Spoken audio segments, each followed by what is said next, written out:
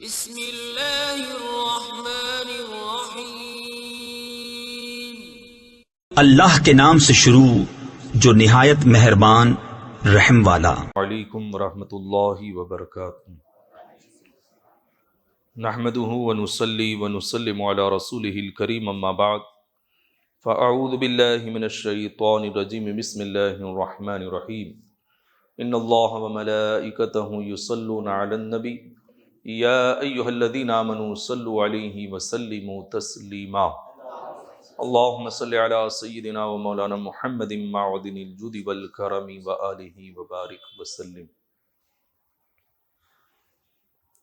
رسول اللہ صلی اللہ تعالی علیہ وسلم کا نور مبارک حمل کی شکل میں حضرت آمنہ رضی اللہ تعالی عنہا کی طرف منتقل جس رات میں ہوا، اس رات کی شان آپ نے اس سے پہلے مواہب لدنیہ کے حوالے سے سنی۔ سیدنا شیخ عبدالحق محدث دہلوی نے مدارج النبوہ کے اندر اس پر بڑی اچھی گفتگو فرمائی اور اپنی عقیدتوں کا، محبتوں کا اظہار کیا۔ آپ فرماتے ہیں کہ مدارج النبوہ کا ترجمہ میں پیش کر رہا ہوں کہ یہ واقعہ یعنی حضور صلی اللہ تعالی علیہ وسلم کے نور مبارک کا حضرت آمنہ رضی اللہ تعالی عنہا کے شکم میں تشریف لے جانا شب جمعہ میں ہوا تھا۔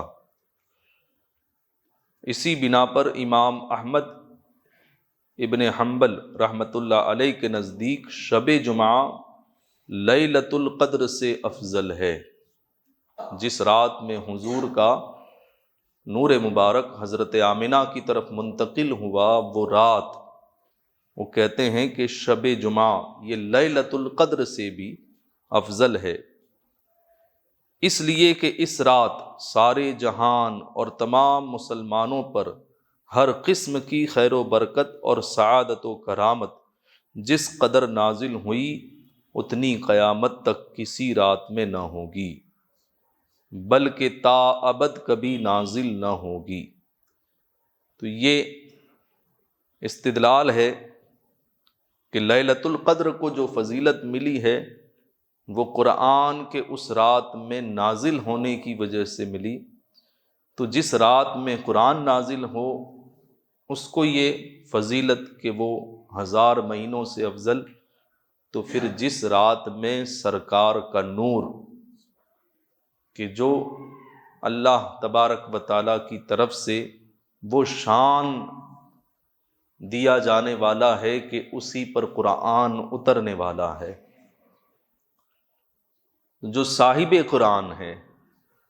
تو جب قرآن آنے پر، قرآن ملنے پر رات کو فضیلت مل جاتی ہے، تو پھر جس رات میں سرکار کا نور، صاحب قرآن کا نور حضرت آمنہ کی طرف منتقل ہوا اور اس کائنات کو وہ اب اشرف المخلوقات کی شکل میں لوگوں کو دیا جانے والا تھا، تو پھر وہ رات کیوں نہ افضل ہو کہ اس رات میں وہ نعمت ملی جو اس سے پہلے نہ کبھی کسی کو ملی تھی، نہ آئندہ کبھی کسی کو ملے گی، کیونکہ اللہ کے رسول جیسا نہ حضور سے پہلے کوئی پیدا ہوا، نہ قیامت تک پیدا ہو سکے گا۔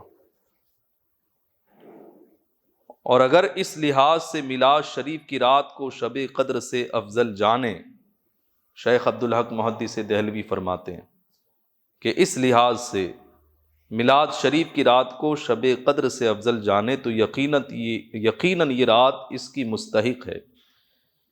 یعنی جس رات حضور صلی اللہ تعالی علیہ وسلم کا نور منتقل ہوا شب جمعہ، تو وہ رات بھی لیلۃ القدر سے افضل، اور جس رات کے گزرنے پر اور دن کی آمد پر صبح صادق کے وقت اللہ کے رسول کی پیدائش ہوئی، یعنی یہ 12ویں رات ربیع الاول کی اس رات کے بارے میں کہہ رہے ہیں کہ اگر اس رات کو بھی شب قدر سے افضل مانا جائے تو یقیناً یہ رات بھی شب قدر سے افضل ہونے کی مستحق ہے۔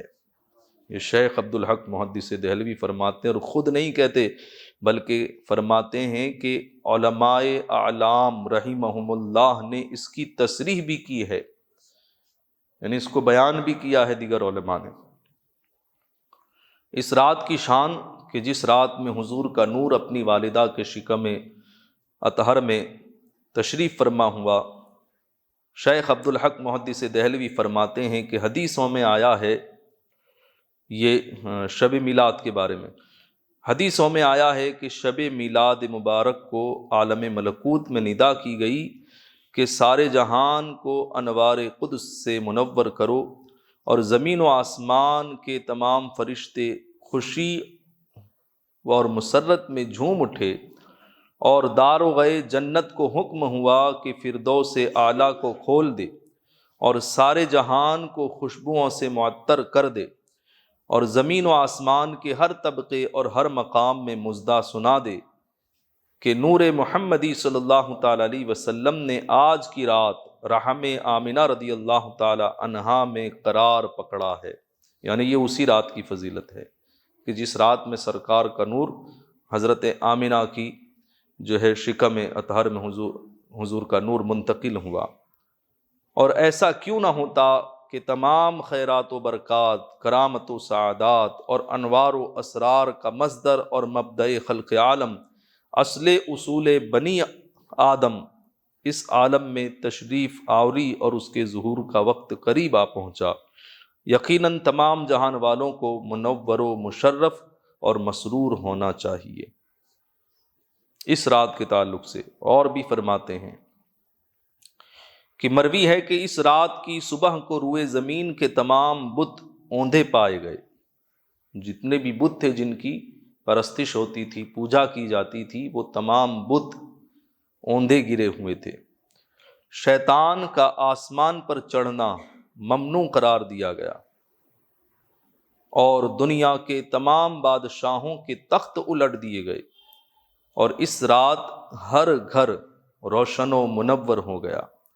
کوئی جگہ ایسی نہ تھی جو انوار قدس سے جگمگا نہ رہی ہو، اور کوئی جانور ایسا نہ تھا جس کو قوت گویائی نہ دی گئی ہو اور اس نے بشارت نہ دی ہو۔ یعنی ہر جانور کو اللہ نے زبان دی اور وہ خوشخبری سنانے لگا کہ سرکار کا نور جو ہے وہ اپنی والدہ کے شکم میں آ چکا ہے۔ یہ بشارت دینے لگے، جانور آپس میں ایک دوسرے کو خوشخبری دینے لگے، بلکہ فرماتے ہیں مشرق کے پرندوں نے مغرب کے پرندوں کو خوشخبریاں دیں۔ یہ شیخ عبدالحق محدث دہلوی فرماتے ہیں کہ پرندوں نے بھی اتنی دور کا سفر طے کر کے مشرق کے پرندوں نے مغرب کے پرندوں کو خوشخبری دی، یعنی پرندوں کو بھی اللہ نے یہ علم عطا فرما دیا کہ آج نور مصطفیٰ اپنی والدہ کے شکم میں تشریف فرما ہو چکا ہے۔ تو یہ رب تبارک و تعالیٰ کی طرف سے عنایت تھی اور خوشی منائی گئی، ورنہ کسی بھی خاتون کے شکم میں بچے کا قرار پانا، حمل کا قرار پانا، یہ خود خاتون کو معلوم نہیں ہوتا، وہ چیک اپ کرانے کے بعد پتہ چلتا ہے، یا پھر جو ہے وہ آج کل جو ٹیسٹ ہوتے ہیں ان سے پتہ چلتا ہے۔ لیکن جس رات میں حضور کا نور حضرت آمنہ کے شکم مبارک میں تشریف فرما ہوا، اسی رات جانوروں کو یہ علم ہوا، پرندوں کو یہ علم ہوا، تو یہ کس نے دیا؟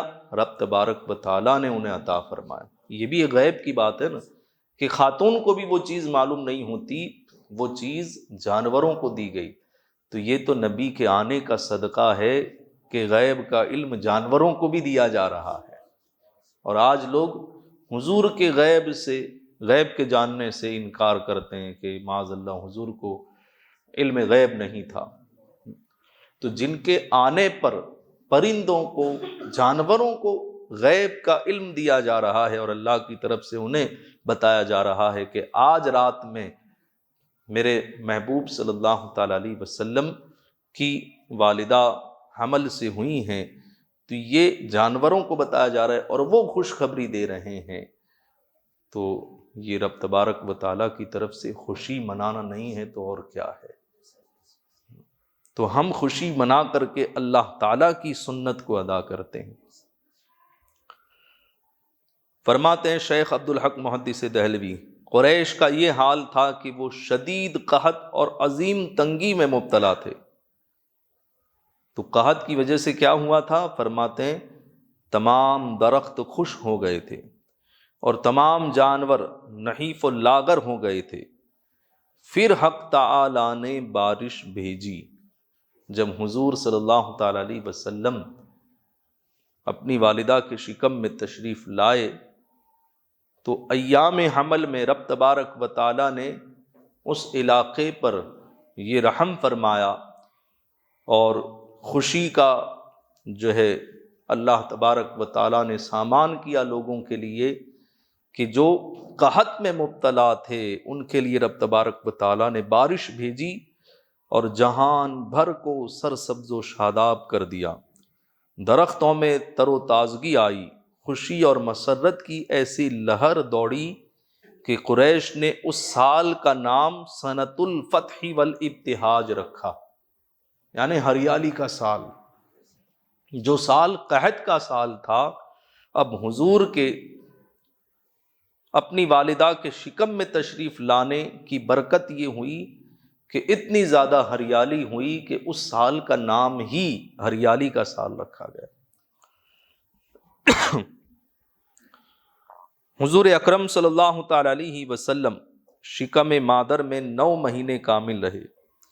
مادر محترمہ نے عام عورتوں کی طرح کسی قسم کی گرانی، بار، بوجھ، درد اور طبیعت کی بدمزگی محسوس نہ کی۔ یعنی ایام حمل میں دیگر خواتین کو جو چیزیں محسوس ہوتی ہیں کہ ایک تو سب سے پہلے وزن پیٹ کے اندر محسوس ہونا، اور دوسرا کہ درد ہونا، اور پھر کھانے پینے کی چیزوں میں احتیاط، الٹی ہونا، اور یہ سب کچھ ہونے کی وجہ سے انہیں احتیاط کرنا پڑتا ہے۔ تو یہ ساری چیزیں حضرت آمنہ رضی اللہ تعالی عنہا فرماتی ہیں کہ مجھے یہ سب چیزیں محسوس نہیں ہوئیں۔ شیخ عبدالحق محدث دہلوی فرماتے ہیں کہ سیدہ آمنہ رضی اللہ تعالی عنہا فرماتی ہیں کہ مجھے معلوم ہی نہ تھا کہ میں حمل سے ہوں، صرف اتنا تھا کہ خون بند ہو گیا تھا۔ لیکن بعض روایتوں میں آیا ہے کہ فرمایا کچھ بوجھ سا معلوم ہوتا ہے۔ یہ اللہ کے رسول نے بھی فرمایا، اپنی والدہ سے یہ روایت بیان کی اللہ کے رسول نے بھی۔ تو اب دونوں روایتوں میں تطبیق کیا ہوگی؟ اس دونوں روایتوں کی جمع تطبیق اس طرح کی ہے کہ ابتدائے علوق میں ثقل معلوم ہوتا تھا، مگر مدت گزر جانے کے بعد حمل میں خفت محسوس ہونے لگی۔ یعنی ابتدا میں آپ کو گرانی محسوس ہوئی بس کچھ دن کے لیے، اور اس کے بعد ہمیشہ، حالانکہ ہوتا کیا ہے کہ ابتدا میں نہیں پتہ چلتا، جو بوجھ محسوس ہونا چاہیے وزن، تو وزن پہلے ہوتا ہی نہیں ہے، اس لیے وزن محسوس بھی نہیں ہوتا۔ وزن کب محسوس ہوتا ہے؟ آخری ایام میں ہوتا ہے، بعد میں ہوتا ہے۔ جیسے جیسے وہ وزن حمل کا بڑھتا جاتا ہے ویسے عورت کو وزن محسوس ہوتا ہے، لیکن یہاں معاملہ الگ ہوا ہے کہ ابتدا کے دنوں میں کچھ وزن محسوس ہوا اور اس کے بعد پھر کبھی بھی دیگر ایام میں آخر تک کوئی وزن محسوس نہیں ہوا۔ تو اسی لیے شیخ عبدالحق محدث دہلوی فرماتے ہیں، اور یہ دونوں باتیں خلاف عادت و دستور ہیں، کیونکہ عادت اور دستور یہ ہے کہ پہلے وزن محسوس نہیں ہوتا، بعد میں وزن محسوس ہوتا ہے، اور حضرت آمنہ کے ساتھ یہ ہوا ہے کہ پہلے وزن تھوڑا محسوس ہوا اور بعد میں پھر کبھی محسوس نہیں ہوا۔ فرماتے ہیں کہ حضرت عبداللہ ابن عباس رضی اللہ تعالیٰ عنہما سے روایت ہے کہ حضرت آمنہ رضی اللہ تعالیٰ عنہا کے رسول اللہ صلی اللہ تعالیٰ علیہ وسلم سے حاملہ ہونے کے دلائل میں سے ایک بات یہ تھی کہ قریش کے ہر چوپائے نے اس رات گویائی کی، بات کی اور کہا کہ قسم ہے خانہ کعبہ کے رب کی، آج رات اللہ کا رسول حمل میں تشریف لایا ہے، جو ساری دنیا کا امام اور تمام جہان والوں کا آفتاب ہے۔ اور ایک روایت میں آیا ہے کہ روئے زمین کے تمام چوپائے اس رات گویا ہوئے، بولے، اور سب نے حضور صلی اللہ تعالی علیہ وسلم کے آنے کی بشارتیں دی۔ سیدہ آمنہ رضی اللہ تعالیٰ عنہا فرماتی ہیں کہ میں خواب و بیداری کے درمیانی حالت میں تھی، یعنی یہ خواب نہیں دیکھ رہی ہیں۔ ایک تو ہوتا ہے کہ عین خواب کی حالت میں کچھ محسوس ہونا، خواب دیکھ لینا، تو یہ خواب نہیں ہے، یہ خواب کی بات نہیں ہے۔ فرماتی ہیں کہ خواب و بیداری کی درمیانی حالت میں تھی، ایک الگ دنیا ہے کہ کسی نے ندا دی، اے آمنہ تم حمل سے ہو، یعنی میں نہیں جانتی تھی کہ میں حمل سے ہوں، اور انہیں بتایا گیا کہ تم حمل سے ہو۔ اس کے بعد بتایا کہ تم اس امت کے افضل سے حاملہ ہو، یعنی کائنات میں جو سب سے افضل ہے وہ تمہارے شکم میں ہے۔ اور ایک روایت میں ہے کہ ساری مخلوق سے افضل سے حاملہ ہو۔ اس وقت مجھے معلوم ہوا کہ میں حمل سے ہوں، حضرت آمنہ فرماتی۔ اور پھر فرماتی ہیں کہ حمل کے ہر مہینے میں آسمان و زمین کے درمیان میں یہ آواز سنا کرتی، حضرت آمنہ کہتی کہ آسمان و زمین کے بیچ میں یہ آواز سنا کرتی ہر مہینے کہ تمہیں مبارک ہو، وہ وقت قریب آ پہنچا ہے کہ ابو القاسم صلی اللہ تعالی علیہ وسلم دنیا میں جلوہ افروز ہونے والے ہیں، جو صاحب خیر بھی ہیں اور صاحب برکت بھی ہیں۔ سیدہ آمنہ رضی اللہ تعالی عنہا فرماتی ہیں کہ حضور اکرم صلی اللہ تعالی علیہ وسلم میرے شکم میں تھے کہ ایک دفعہ مجھ سے ایک ایسا نور نکلا جس سے سارا جہان منور ہو گیا۔ یہ ایام حمل کے واقعات جو ہیں اس میں ہے۔ حضرت آمنہ کہتی ہیں کہ مجھ سے ایک نور نکلا کہ جس سے سارا جہان منور ہو گیا، اور میں نے بصرے کے محلات دیکھے۔ بصرہ شام کی جانب ایک شہر کا نام ہے، اور اسی قسم کا ایک واقعہ ولادت کے وقت بھی منقول ہے، یعنی حضور کی جب ولادت ہوئی تب بھی حضرت آمنہ رضی اللہ تعالی عنہا سے یہ منقول ہے کہ آپ نے فرمایا کہ ایک نور ظاہر ہوا کہ میں نے شام کے محلات دیکھے، اور اس میں کیا ہے؟ بصرہ کے محلات۔ تو بصرہ بھی شام کے اندر ایک شہر کا نام ہے۔